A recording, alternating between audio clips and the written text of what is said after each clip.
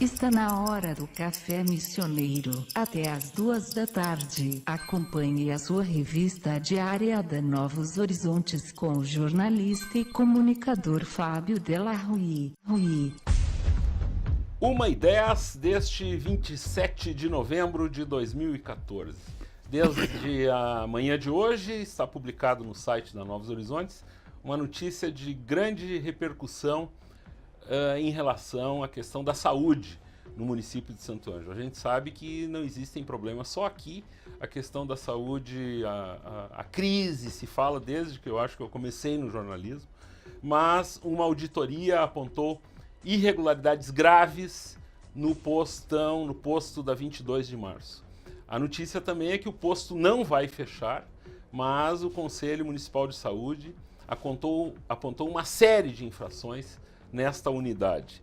Essa comissão de auditoria dos atendimentos do chamado piso de atenção básica foi realizada por amostragem entre abril e agosto desse ano. Todas essas informações estão no nosso site, inclusive com uma bela reportagem produzida pela Nicole Matti, que mostra o que está acontecendo lá. O Marcos Luft, com o seu olhar clínico, que capturou essas imagens, enfim, está tudo postado no nosso site para quem quiser ver. Sobre esse assunto, a gente começa o programa de hoje, que conta com a participação do advogado Itaguaci Meirelles Correia, o presidente da subseção local da OAB, para trazer para nós também algumas notícias em relação a esta entidade e, em especial, às obras previstas para as melhorias na sede da subseção. Boa tarde, Itaguaci. Eu sei que, por exemplo, eu começo com esse assunto aqui, da questão da saúde. É algo que... há quanto tempo tu ouve falar nisso, Itaguaci Meirelles Correia? Boa tarde. Boa tarde, Fábio. Boa tarde, ouvintes, espectadores, comunidade regional.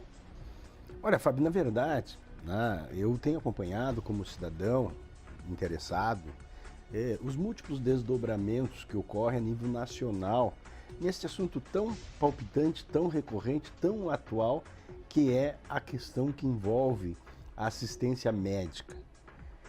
Nós acompanhamos e ouvimos atentamente esses aspectos ressaltados nesta comissão que apurou desvios ou problemas lá no posto da 22 de março, na área da saúde pública do município de Santo Ângelo, mas eu devo dizer, sem nenhum demérito a ninguém, mas isso é um assunto tão antigo, tão comum aqui em Santo Ângelo, que se fala sobre o atendimento, a velocidade dos atendimentos, o não cumprimento da jornada pelos profissionais concursados, que é assunto recorrente, que tem N outras atividades e que, por isso, e são algumas afirmações nesse sentido, duram, por vezes, atendimentos em cerca de 30 segundos, né? E eu ouvia, em uma outra ocasião, numa outra oportunidade, que algumas médicas de Cuba que aí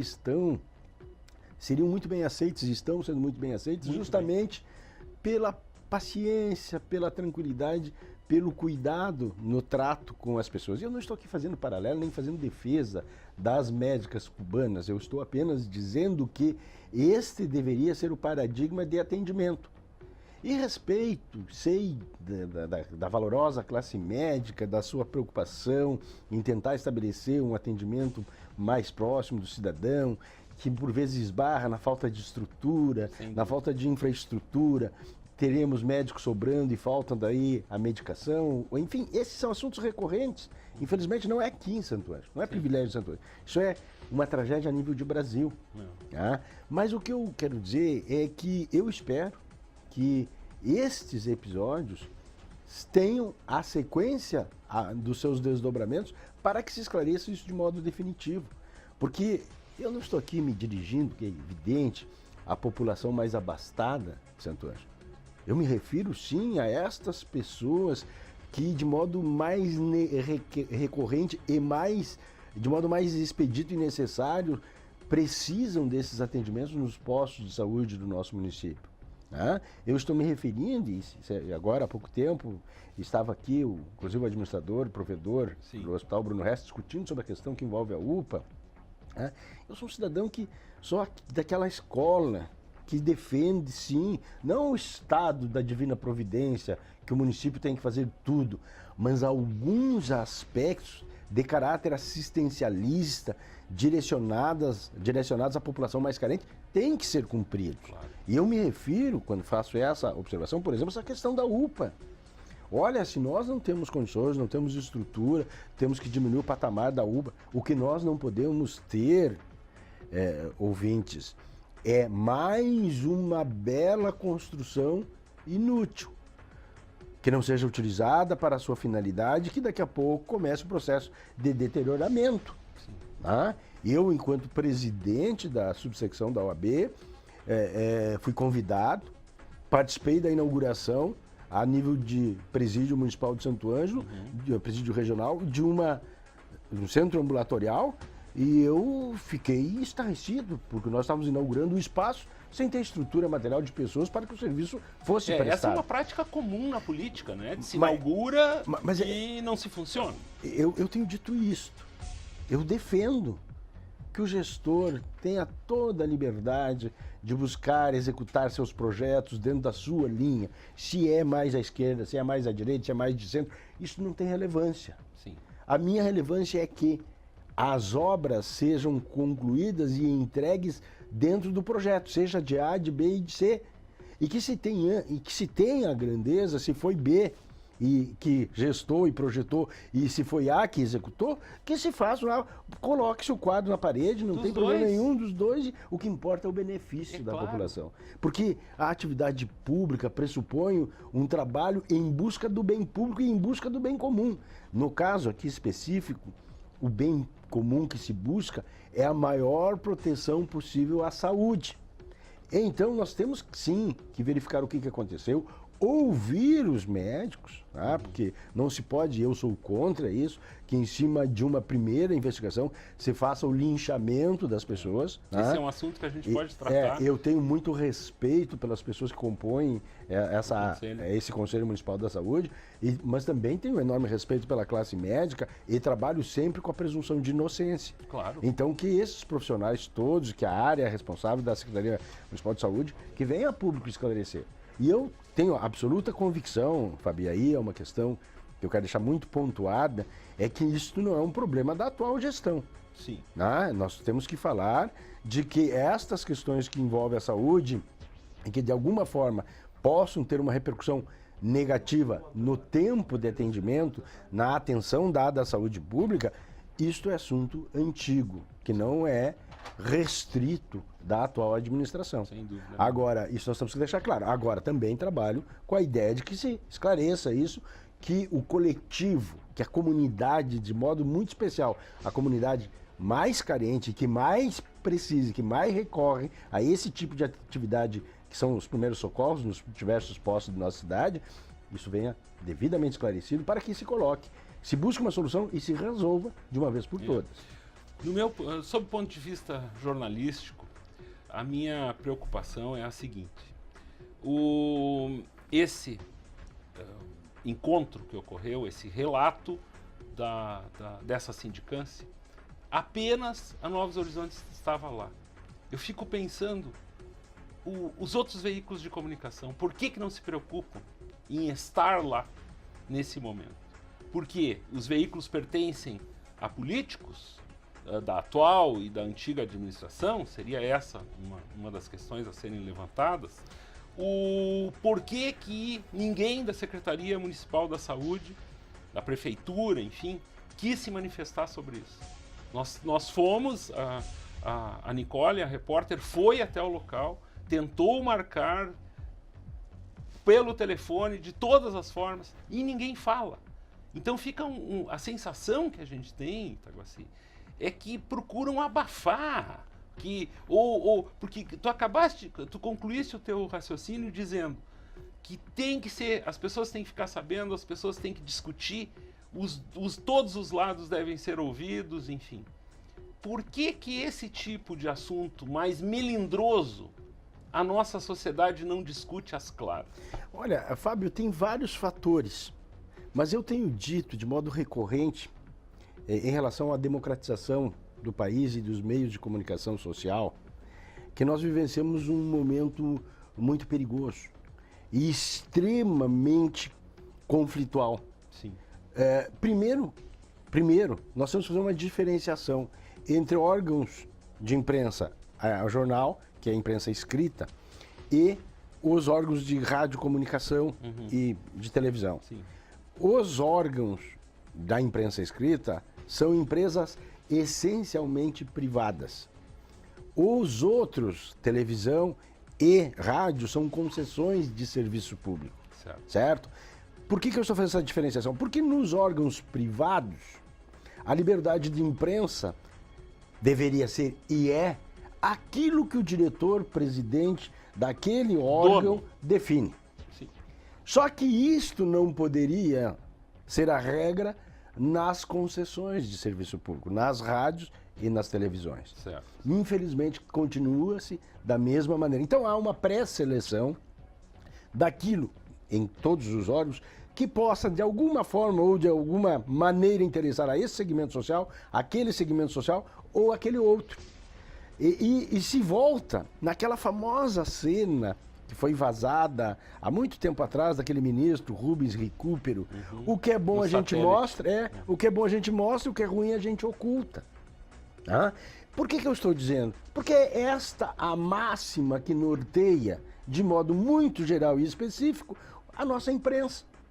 E é nesse sentido que eu várias e inúmeras vezes, e tenho grandes amigos na imprensa, eu tenho recorrentemente conversado com eles.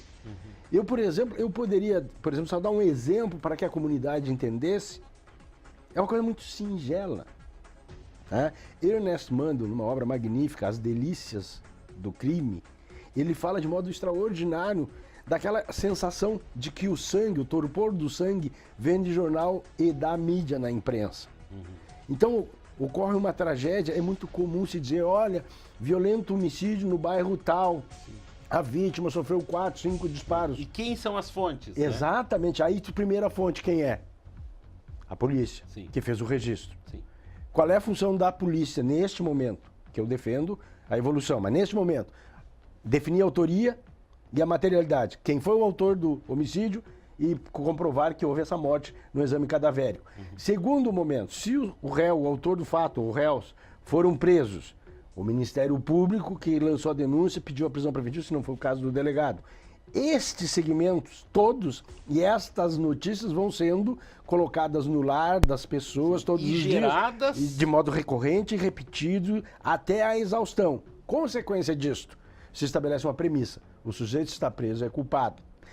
O que não acontece, e esse é um grande defeito da nossa imprensa, modo geral, é que depois este réu lá do primeiro fato que foi incensado é absolvido no julgamento. Comprova-se lá que ele era inocente porque não foi ele que cometeu o crime ou porque ele, ao matar, se matou para se defender ou para defender o terceiro. Enfim, é uma justificativa. E daí o que acontece? Isto sequer chega ao público, como a resultante. Então, o que acontece? O que eu quero dizer com isso? É que não se pode confundir, e por isso eu falo com muito cuidado sobre democracia, não se pode confundir a liberdade de imprensa, que todos nós devemos defender a exaustão, com o autoritarismo de alguns segmentos da imprensa que seletivamente apontam um fato, acusam o fato, lincham no julgamento e executam o fato, sem sequer permitir que a outra parte ou a contraparte lance a sua versão mínima de defesa. Então, é nesse sentido que eu alerto e chamo a atenção, porque é muito raro que a imprensa, modo geral, salvo honrosas exceções, estabeleça a notícia sobre o episódio e o contraponto ou a versão da pessoa envolvida neste episódio. Deixa eu raciocinar junto contigo em relação a esses tempos e o perigo que reside exatamente no que tu nos apresenta. O Google, ele indexa temas a partir de dinâmicas, de mecânicas de inteligência artificial.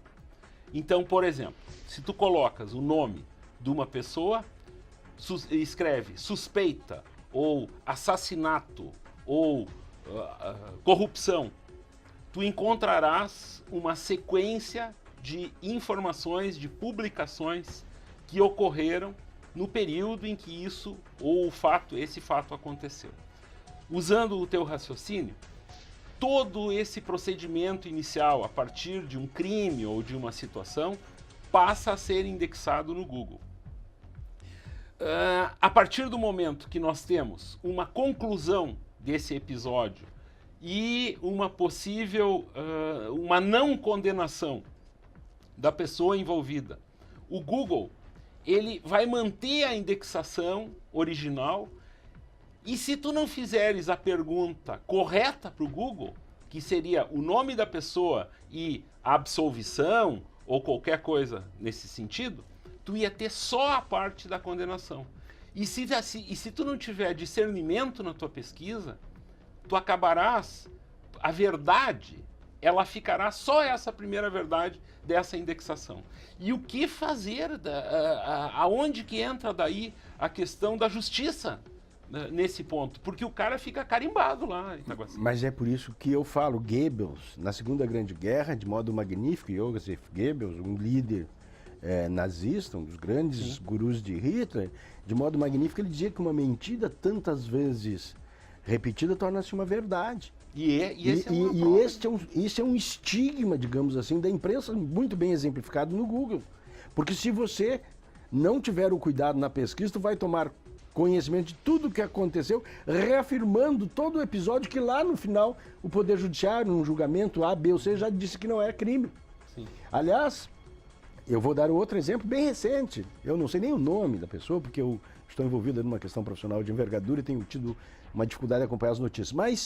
Mas eu, pessoalmente, acompanhei que há pouco tempo, nessa mega operação aí, Lava Jato, da Polícia Federal, que tem realmente trazido a lume, eu acho que com absoluta razão, a presidente da República diz que é emblemática. E ela é emblemática porque essa mega operação se direciona a corruptores e a corrompidos. E atinge, sangrando violentamente, uma das mais extraordinárias empresas deste país, que é a Petrobras. Mas vocês percebam e notem como houve um equívoco utilizado pela própria Polícia Federal para explicar como um erro material a inserção do nome de um diretor, cujo nome eu não sei, que estaria provocado inclusive por uma decisão do juiz que preside esta investigação. E este diretor, e aqui vamos elogiar, a Polícia Federal fazendo um trabalho magnífico, com qualidade, com competência e com estrutura. Mas, por alguma razão, que eu não me cabe, não estou emitindo juízo de valor sobre isso e nem me cabe, foi inserido o nome de uma pessoa que não estava sendo investigada e que é inocente. Aí a Polícia Federal sustentou isso como um erro material, perfeitamente compreensível nesse emaranhado de discussões, só que esse nome vazou pela grande mídia. E no dia seguinte, daí a Polícia Federal se retratou, corrigiu essa distorção, e aí no dia seguinte as grandes mídias escritas, esses redes sociais, sites, enfim, o mundo, todos noticiaram o nome do sujeito, dizendo que era inocente, envolvendo material. E embaixo, uma síntese de todo o episódio que não envolvia essa pessoa. Que não era verdade.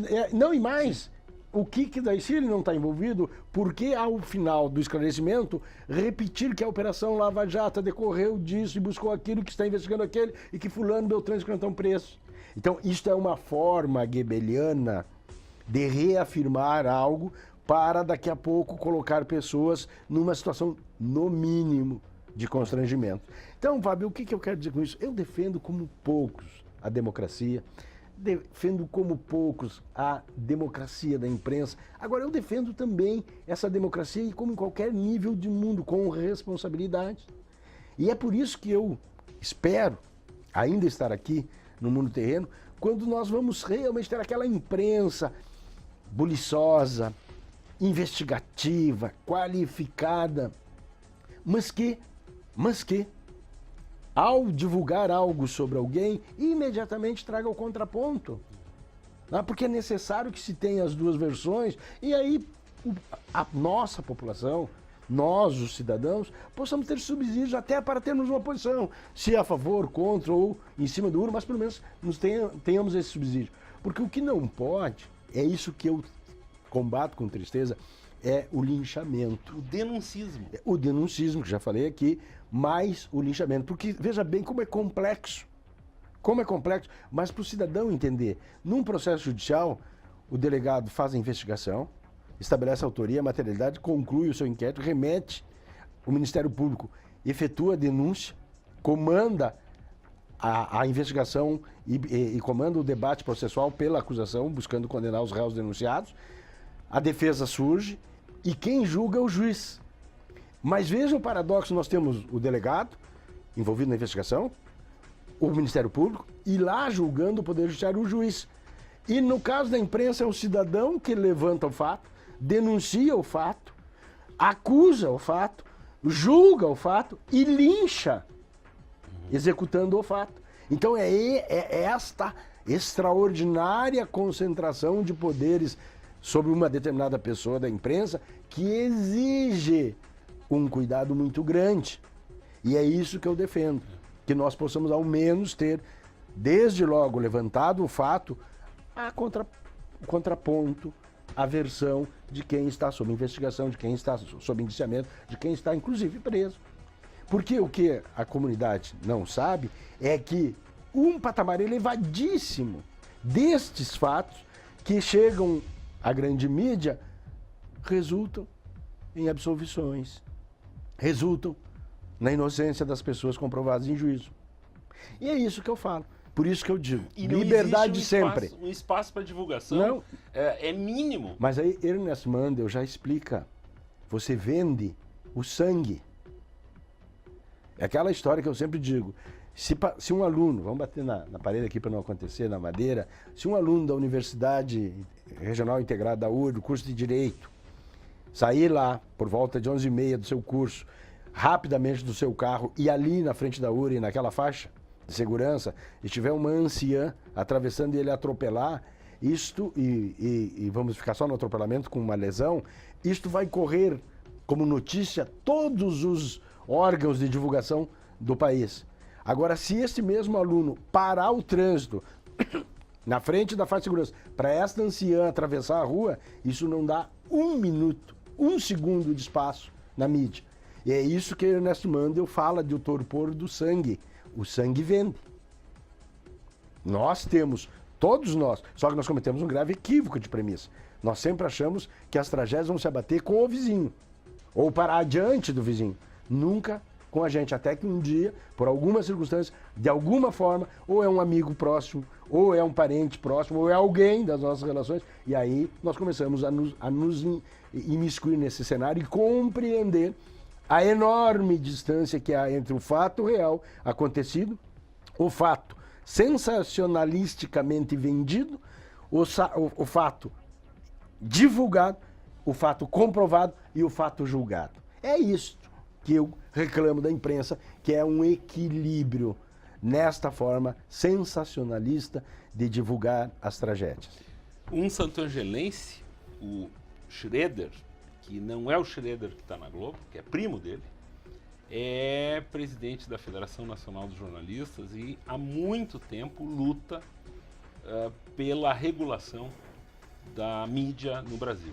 Isso foi feita uma tentativa no governo Lula, que não obteve êxito, por influência dos grandes na comunicação no país. De um lado, o maior grupo de jornal do país e a televisão, e agora essa discussão está sendo retomada.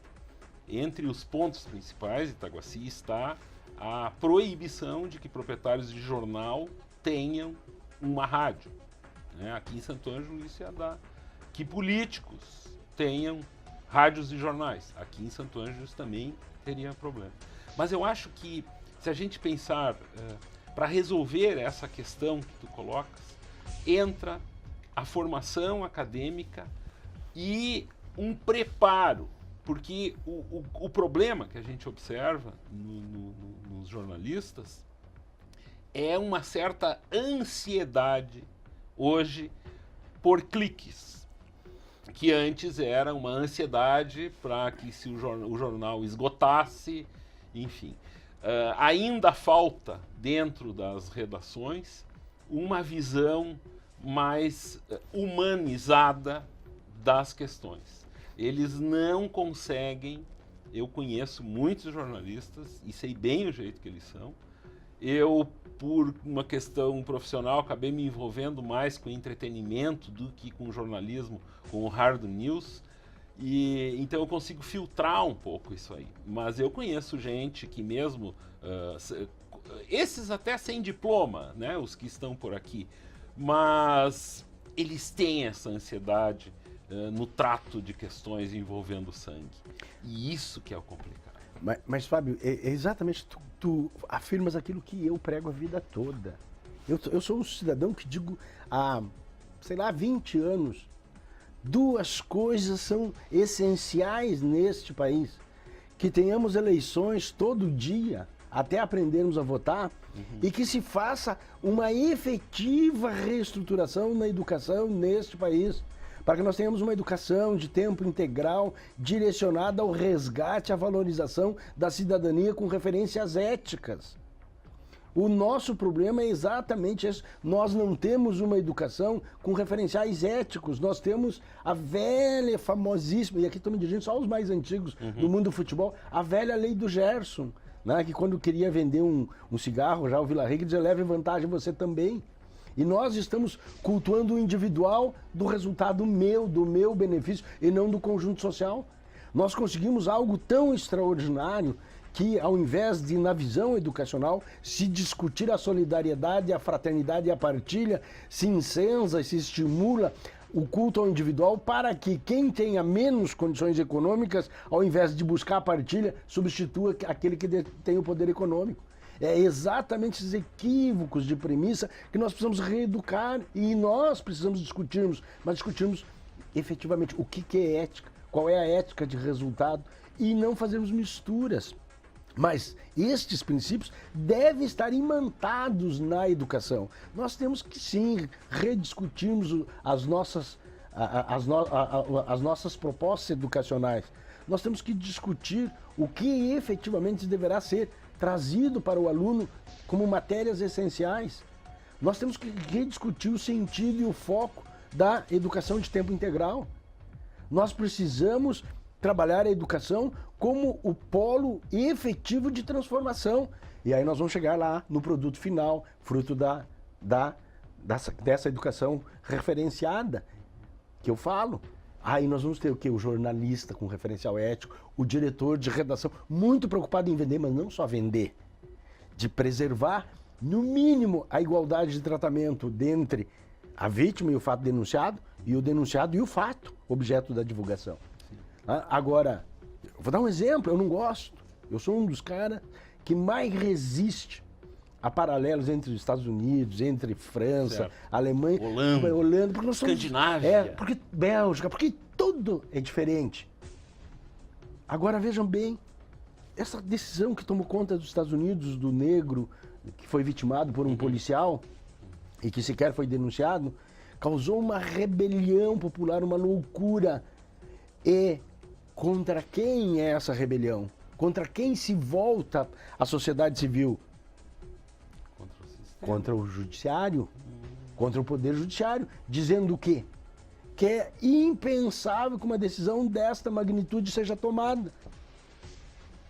Eu questiono, nesse paralelo que não gosto de fazer, o que aconteceria no Brasil se uma decisão do poder judiciário recebesse esse tipo de questionamento? Qual seria a loucura que nós teríamos?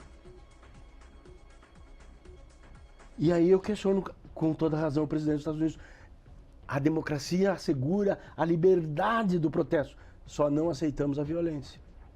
E aí que eu falo em cidadania. E eu não gosto de fazer paralelo com a orgulhosa nação do Norte.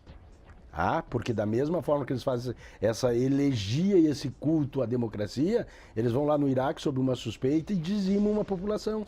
E aí a tal de ONU nada diz. E a tal de sociedade civil ocidental aplaude. Muito bem, este Itaguaci Meireles Correia com seu papo altamente. O que eu gosto de te ouvir, Itaguaci, é os paralelos que tu cria, as relações que tu apresenta. E eu tenho certeza que os nossos ouvintes aí, muitos que circulam nesse momento nos automóveis na cidade, se sentem bem também em te ouvir. Nós vamos ao intervalo e em seguida estará de volta o Café Missioneiro. De volta, eu fiquei olhando ali para a tela, no monitor, achando aqueles dois senhores belíssimos. Itaguaci Meirelles Correia e Fábio de la Rue. Pois a OAB aqui em Santo Ângelo, neste semestre, na verdade, nesse ano, né? Começou em maio isso, desenvolveu o maior certame envolvendo as escolas públicas com os Jogos Culturais da OAB, que culminaram no dia 11, e a gente aqui na Novos Horizontes tem exibido no site diversas vezes aí a reprise do evento que a gente cobriu na íntegra, também essa final gravada no Teatro Antônio Sepp. Pois esta preocupação com a educação, o Itaguaci, já no último bloco, ele deixou muito claro. Mas, acima de tudo, este envolvimento, esse primeiro momento, marca definitivamente o envolvimento da subseção com a educação. Esse foi o primeiro passo, né, Itaguaci. A gente certamente tira conclusões e analisa formas que podem ser evoluídas, enfim, mas foi um marco, efetivamente, Itaguaci. Olha, Fábio, na verdade eu sou daqueles que acreditam na educação. E quando eu recebi este projeto do Luiz Cláudio Esteves, da Comissão de Cidadania e Inclusão Social, no primeiro momento eu não dei atenção devida por uma série de comprometimentos pessoais, mas quando eu consegui ler, eu percebi que se nós conseguíssemos estabelecer uma parceria com a rede escolar de Santo Ângelo, nós estabeleceríamos um marco na relação da subsecção com a área educacional. Nós poderíamos atingir uma integração e uma interação com os diversos segmentos, com as multifacetadas comunidades escolares da nossa cidade. Em decorrência deste fato, eu me recordo que eu liguei para o Luiz Cláudio e disse: olha, Luiz, primeiro fato é nós sentarmos com a Coordenadoria Regional de Educação e com a Secretaria Municipal da Educação. O que aconteceu? Eu agendei com então o Coordenador Regional de Educação, Adelino Saib, fui recebido por ele e uma assessora, acompanhado do Luiz Cláudio, onde começamos a discutir a ideia.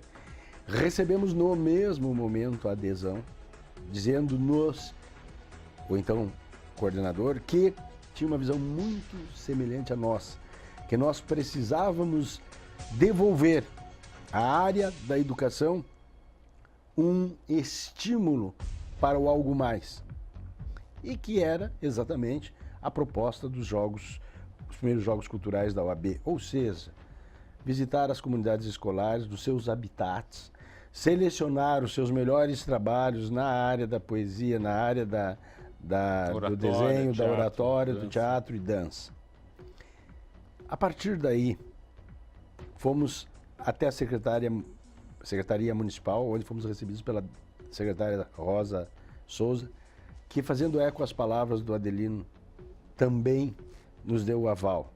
A partir daí, dentro do nosso projeto, com a participação equitativa de professores da área estadual, da rede estadual e da rede municipal, fomos adequando, sob o ponto de vista psicopedagógico, o projeto, para fazermos, dentro da ideia, uma concretude de envolver a rede pública estadual e municipal e também a rede pública privada, a rede privada. Uhum.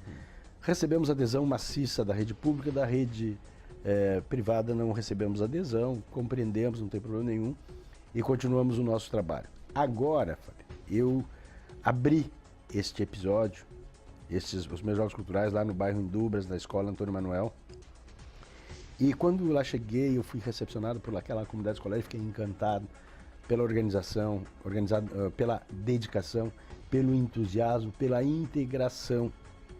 Participei como jurado lá, eu, a secretária municipal Rosa Souza e o coordenador Adriano Saib, passamos uma tarde lá fazendo as seleções. Depois, diversas outras pessoas da comunidade foram escolhidas para serem jurados. Nós continuamos a partir de junho até o epílogo, até a final, que ocorreu entre os dias 11 e 12 no Teatro Antônio Sepp. Eu estive na abertura no dia 11 pela manhã, porque eu tinha um júri no dia 13 na cidade de Juí. Então eu estive lá na abertura, acompanhei, fui jurado no concurso de oratória do ensino fundamental. E eu fiquei impressionado com o nível, com a qualidade, com a dedicação, com a simbiose, com a participação das professoras. E eu quero registrar, Fábio, que esse é um testemunho que eu tenho que dar. A atitude dos professores de comprar a ideia, mas de apoiar seus alunos, de auxiliar na pesquisa, de orientá-los de como se portar, de buscar ainda mais qualidade para a qualificação do seu ensino, daquilo que eles fazem no cotidiano. Este fato é comovente, porque os professores, de um modo muito participativo, deram notável contribuição para que o evento fosse coroado de êxito. E aí, lá estivemos então, nesta manhã, participamos do julgamento, aí já também depois compareceu a coordenadora regional de educação, a Rosa Souza, secretária municipal, depois eu não estava mais, mas a coordenadora Maristela Beck também lá esteve. E com muita tristeza, Fábio, pela vez primeira eu tive, por questões profissionais, impedido de participar da entrega da premiação no Teatro Antônio Sepp, que ocorreu no dia 13 à noite, de vez que eu saí do Tribunal do Júri de Juí mais de 22 horas. Então, este quadro, Fábio, é o linimento e um novo desafio. Também se estabeleceu um marco nas relações da UAB, subsecção de Santo Ângelo, com a comunidade educacional. É um novo paradigma, um novo momento. E nós já estamos, Fábio, traçando e tracejando e projetando os segundos Jogos Culturais, porque nós entendemos que eles vieram para ficar. Nós entendemos que este é um marco, é um divisor de águas nas relações da educação consigo própria e nas relações com a UAB. E oxalá nós consigamos, aparando arestas, melhorando e corrigindo deficiências, temos os segundos jogos ainda melhores que o primeiro e assim sucessivamente, e que esta seja uma posição permanente da ordem, independentemente de quem eventualmente ocupe o seu comando, a sua presidência. E eu sou um cidadão, nesse sentido, feliz, vaidosamente feliz, de ter propiciado e de me ter oportunizado a experiência enquanto presidente da OAB dessa troca magnífica com a comunidade escolar, com a rede pública estadual, com a rede pública municipal. E veja, Fábio, a importância disso. Eu recepcionei com a minha diretoria na segunda-feira pela manhã, logo após o evento, que foi a premiação na quinta, esta menina, que eu acredito que por problema de saúde até não esteja aqui hoje, a vencedora do concurso de oratória, Natália de Oliveira, se não me falha a memória, com um tema empolgante, a violência contra os professores em sala de aula. E assim, que mais me impressionou dela, além da facilidade de expressão dela, a sua consciência crítica, a sua aspiração, a sua preocupação de já se projetando, ou será uma futura advogada ou alguém que integrará o Ministério Público. Então eu fiquei encantado ao descobrir isto que eu prego, a educação, nesta ideia de troca de conhecimento de modo constante e permanente, é a grande mola propulsora do crescimento das pessoas. O ânimo que este evento, esses dias que a gente participou das apresentações, o ânimo que a gente recebe dessas pessoas é impressionante, Itaguaci. De imaginar que o caminho efetivamente, a gente, como tu, nós aqui também, temos essa preocupação com a educação e a gente vislumbra no trabalho destes jovens e dos professores o caminho que eles estão efetivamente trilhando por vezes nos falta esperança até de que as coisas mudem, e ao observar esse trabalho a gente tem essa sensação. Eu pelo menos eu imagino que tu deva ter sentido algo assim. Por isso, Fábio, que eu tenho dito, nós nunca podemos perder a esperança. Talvez até possamos nos afastar um pouco da utopia como algo inatingível, mas nunca poderemos abdicar da expectativa de transformação. E é nesta movimentação que nós todos estamos inseridos. E quando a gente tem essa oportunidade, como tivemos, de perpassar no contato com esta juventude, com estes professores, eu sempre falo, não tem nada, nenhuma profissão, nada que se aproxime da grandiosidade e da magnitude do ser professor ou ser professora. Veja bem, esta menina, na abordagem deste tema, se ela não tivesse recebido o suporte, o apoio, os subsídios da sua professora, e aqui eu quero me penitenciar, cujo nome eu não sei, não me foi passado, já que eu não estava quando houve o julgamento, eu quero que seja divulgado para corrigir, porque eu penso que o resultado, nós estamos falando, a Natália de Oliveira é a vencedora, mas com certeza foi a simbiose da Natália com a sua professora que fez dela uma vencedora. O abraço e o carinho lá no palco demonstraram isso sem dúvida nenhuma. Itaguaci, a gente encaminha o final do programa. Ontem pela manhã ocorreu aqui na subseção uma reunião técnica com a presença de 2 arquitetos, mais o arquiteto Wilson, né, que está auxiliando a OAB aqui no projeto das melhorias, das reformas, enfim. E quer dizer então que o assunto está tendo sequência de forma mais definitiva em Itaguaci. Olha, Fábio, desde aquela última oportunidade que eu anunciei, aliás, foi anunciado publicamente pelo presidente Marcelo Bertolucci Machado a respeito da liberação dos recursos para a edificação da obra, a nossa comissão responsável aqui pela construção passou a nos dar todo o suporte necessário para as tratativas em Porto Alegre, porque o anúncio é uma coisa, mas a implementação material do projeto é uma outra coisa. E fomos 2, 3, 4 vezes a Porto Alegre até que, através da ingerência direta da presidência da subsecção local com o Luiz Henrique Schuch, o diretor tesoureiro da OAB, nós conseguimos afinar as pequenas divergências de projeto para começarmos a materializar e defendermos a ideia da execução. E a partir disso foi agendado para o dia 26, ou seja, ontem, a visita desta empresa que já foi contratada pela OAB, a Odeon, não sei das quantas, com 2 membros, uma arquiteta e mais um dos seus diretores, que fizeram um périplo pelo Rio Grande e aportaram em Santo Ângelo ontem às 11 horas. Eu, por questões profissionais, não me encontrava aqui, mas o vice-presidente Laércio Vieira esteve presente, participou das negociações juntamente com a comissão de edificação, comandada lá pelo Quintino, pela Leda Roberto, Cleonice, João Daltroso e a Rita, me parece, que eram os 5 que estiveram lá no local.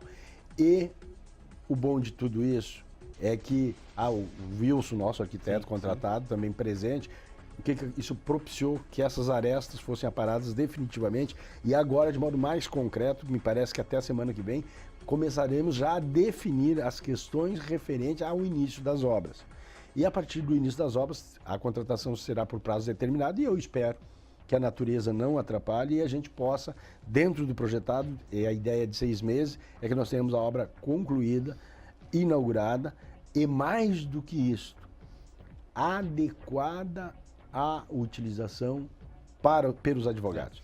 A gente adianta algumas, eu participei do encontro ontem pela manhã, a gente adianta algumas questões da otimização do espaço, de se utilizar onde é hoje o auditório, lá esse auditório com um espaço para o trabalho, né, dos advogados que necessitem da subseção. E o interessante, o Quintino conduziu o encontro de forma muito hábil, assim, demonstrando que na verdade são 5 projetos, né, que estão com diferentes custos de implantação, mas que eles traduzem uma necessidade e foi chamado a atenção de que isso começou há muito tempo dentro da gestão, a preocupação disso, de que as pessoas participassem e opinassem de que forma melhor seria esta reforma. Fábio, assim, quando nós assumimos a gestão em janeiro de 2014, em fevereiro... 2013, Taguacini. Não, 13.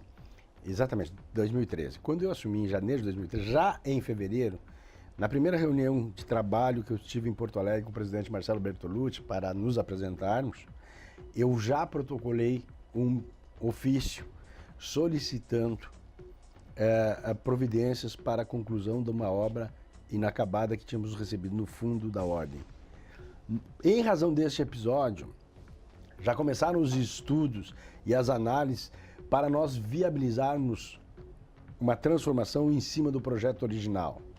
Tanto é que depois, em razão de todas essas dificuldades, porque nós tínhamos uma engenheira que não permitia a alteração do seu projeto, eu obtive na Assembleia autorização para adequarmos o projeto, o que trouxe como consequência o rompimento com a arquiteta anterior, aliás, por iniciativa dela, que ela disse que não queria alteração do seu projeto, a contratação de um novo e a reestruturação desse projeto. Porque qual é o nosso grande objetivo?